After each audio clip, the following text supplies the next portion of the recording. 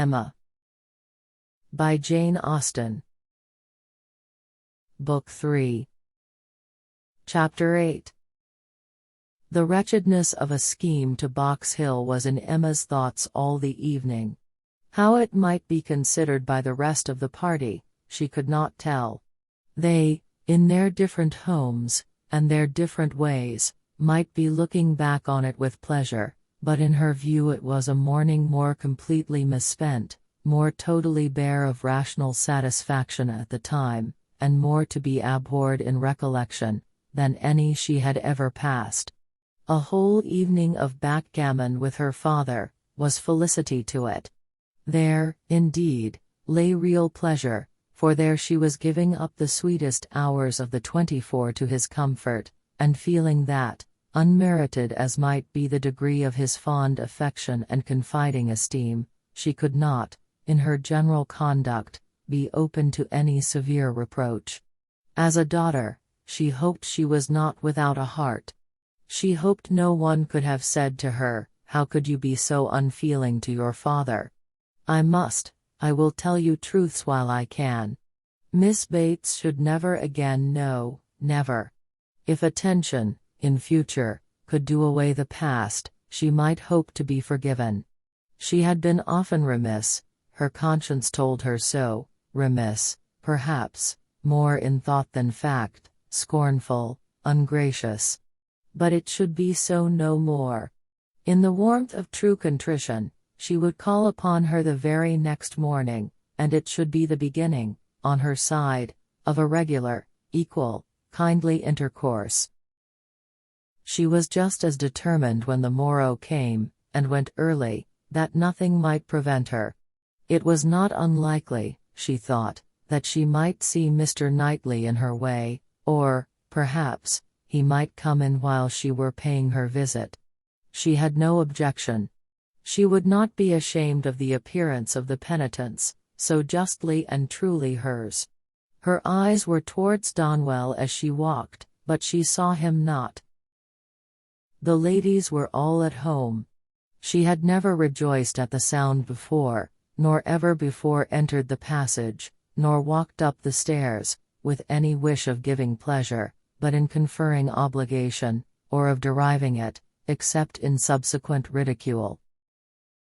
There was a bustle on her approach, a good deal of moving and talking. She heard Miss Bates's voice, something was to be done in a hurry, the maid looked frightened and awkward, hoped she would be pleased to wait a moment, and then ushered her in too soon. The aunt and niece seemed both escaping into the adjoining room. Jane she had a distinct glimpse of, looking extremely ill, and, before the door had shut them out, she heard Miss Bates saying, "Well, my dear, I shall say you are laid down upon the bed, and I am sure you are ill enough." Poor old Mrs. Bates, civil and humble as usual, looked as if she did not quite understand what was going on. "I am afraid Jane is not very well," said she, "but I do not know, they tell me she is well. I dare say my daughter will be here presently, Miss Woodhouse. I hope you find a chair. I wish Hetty had not gone. I am very little able. Have you a chair, ma'am? Do you sit where you like? I am sure she will be here presently." Emma seriously hoped she would. She had a moment's fear of Miss Bates keeping away from her. But Miss Bates soon came very happy and obliged, but Emma's conscience told her that there was not the same cheerful volubility as before, less ease of look and manner. A very friendly inquiry after Miss Fairfax, she hoped, might lead the way to a return of old feelings. The touch seemed immediate. "Ah, Miss Woodhouse, how kind you are! I suppose you have heard and are come to give us joy. This does not seem much like joy, indeed, in me twinkling away a tear or two, but it will be very trying for us to part with her, after having had her so long, and she has a dreadful headache just now, writing all the morning, such long letters, you know, to be written to Colonel Campbell, and Mrs. Dixon. My dear, said I, you will blind yourself, for tears were in her eyes perpetually. One cannot wonder, one cannot wonder. It is a great change, and though she is amazingly fortunate, such a situation, I suppose, as no young woman before ever met with on first going out. Do not think us ungrateful, Miss Woodhouse, for such surprising good fortune, again dispersing her tears, but, poor dear soul, if you were to see what a headache she has. When one is in great pain, you know one cannot feel any blessing quite as it may deserve. She is as low as possible. To look at her, nobody would think how delighted and happy she is to have secured such a situation. You will excuse her not coming to you. She is not able. She is gone into her own room. I want her to lie down upon the bed. My dear, said I shall say you are laid down upon the bed, but, however, she is not. She is walking about the room. But, now that she has written her letters, she says she shall soon be well. She will be extremely sorry to miss seeing you, Miss Woodhouse, but your kindness will excuse her. You were kept waiting at the door. I was quite ashamed, but somehow there was a little bustle, for it so happened that we had not heard the knock, until you were on the stairs. We did not know anybody was coming. It is only Mrs. Cole, said I, depend upon it. Nobody else would come so early. Well, said she, it must be born some time or other, and it may as well be now. But then Patty came in, and said it was you. Oh, said I, it is Miss Woodhouse. I am sure you will like to see her. I can see nobody, said she, and up she got, and would go away, and that was what made us keep you waiting, and extremely sorry and ashamed we were. If you must go, my dear, said I, you must, and I will say you are laid down upon the bed. Emma was most sincerely interested. Her heart had been long growing kinder towards Jane, and this picture of her present sufferings acted as a cure of every former ungenerous suspicion, and left her nothing but pity, and the remembrance of the less just and less gentle sensations of the past obliged her to admit that Jane might very naturally resolve on seeing Mrs. Cole or any other steady friend, when she might not bear to see herself. She spoke as she felt, with earnest regret and solicitude, sincerely wishing that the circumstances which she collected from Miss Bates to be now actually determined on, might be as much for Miss Fairfax's advantage and comfort as possible. It must be a severe trial to them all. She had understood it was to be delayed till Colonel Campbell's return. So very kind, replied Miss Bates. But you are always kind. There was no bearing such an always, and to break through her dreadful gratitude, Emma made the direct inquiry of, "Where, may I ask? Is Miss Fairfax going?" "To a Mrs. Smallridge, charming woman, most superior, to have the charge of her 3 little girls, delightful children. Impossible that any situation could be more replete with comfort, if we except, perhaps, Mrs. Suckling's own family, and Mrs. Bragg's, but Mrs. Smallridge is intimate with both, and in the very same neighborhood, lives only 4 miles from Maple Grove. Jane will be only 4 miles from Maple Grove. Mrs. Elton, I suppose, has been the person to whom Miss Fairfax owes." "Yes, our good Mrs. Elton. The most indefatigable, true friend. She would not take a denial. She would not let Jane say no, for when Jane first heard of it, it was the day before yesterday, the very morning we were at Donwell. When Jane first heard of it, she was quite decided against accepting the offer, and for the reasons you mention, exactly as you say, she had made up her mind to close with nothing till Colonel Campbell's return, and nothing should induce her to enter into any engagement at present, and so she told Mrs. Elton over and over again, and I am sure I had no more idea that she would change her mind.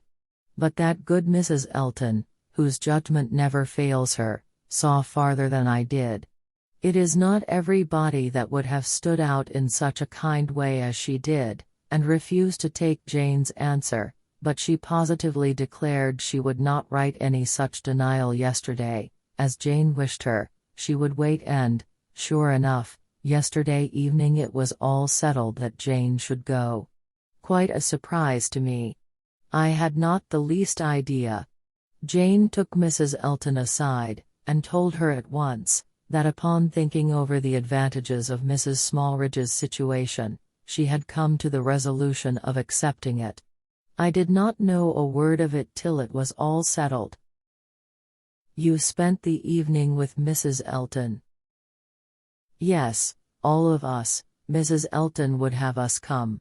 It was settled so, upon the hill, while we were walking about with Mr. Knightley. You must all spend your evening with us, said she. I positively must have you all come.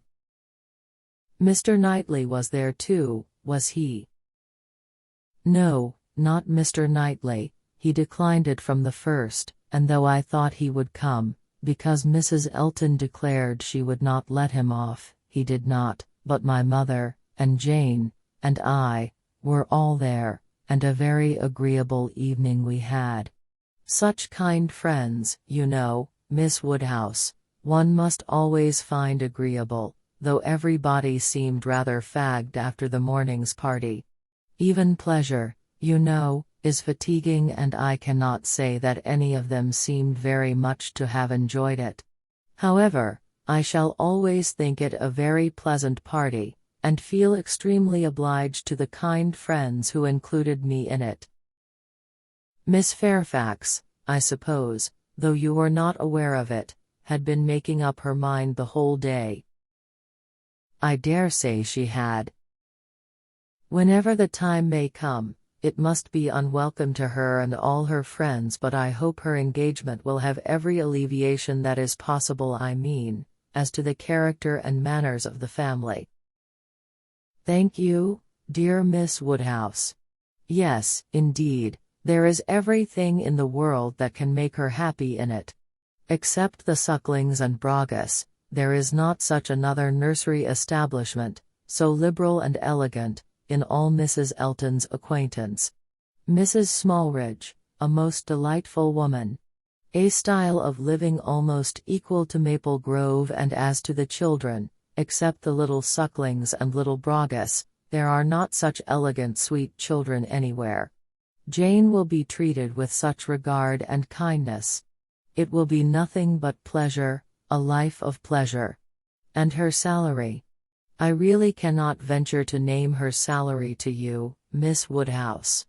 Even you, used as you are to great sums, would hardly believe that so much could be given to a young person like Jane. Ah! Madam, cried Emma, if other children are at all like what I remember to have been myself, I should think 5 times the amount of what I have ever yet heard named as a salary on such occasions, dearly earned.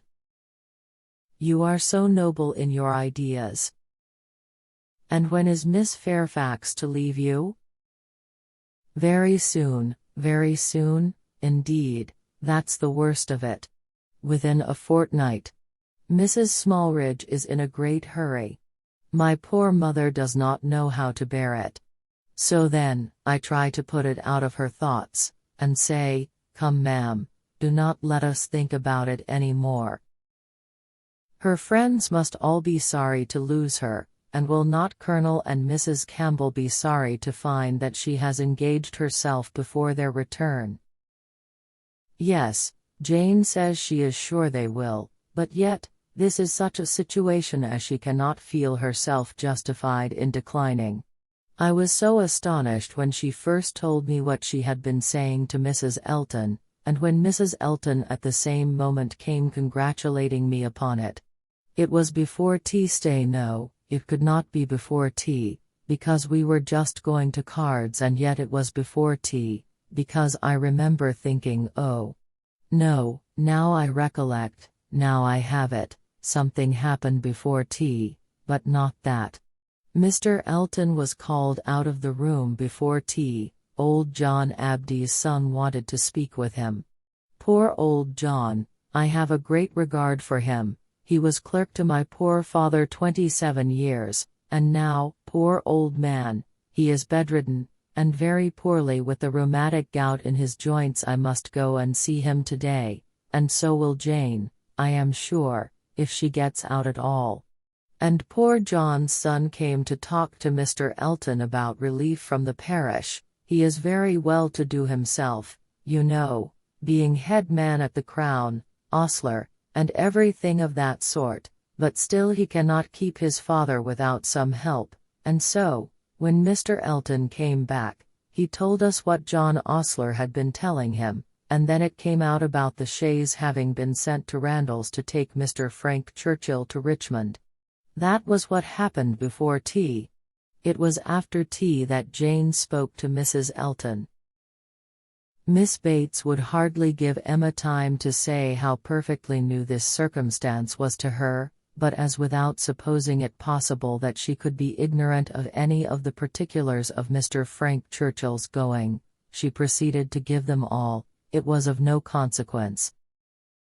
What Mr. Elton had learned from the ostler on the subject, being the accumulation of the ostler's own knowledge, and the knowledge of the servants at Randalls, was, that a messenger had come over from Richmond soon after the return of the party from Box Hill, which messenger, however, had been no more than was expected, and that Mr. Churchill had sent his nephew a few lines, containing, upon the whole, a tolerable account of Mrs. Churchill, and only wishing him not to delay coming back beyond the next morning early, but that Mr. Frank Churchill having resolved to go home directly, without waiting at all, and his horse seeming to have got a cold, Tom had been sent off immediately for the Crown chaise, and the ostler had stood out and seen it pass by, the boy going a good pace, and driving very steady.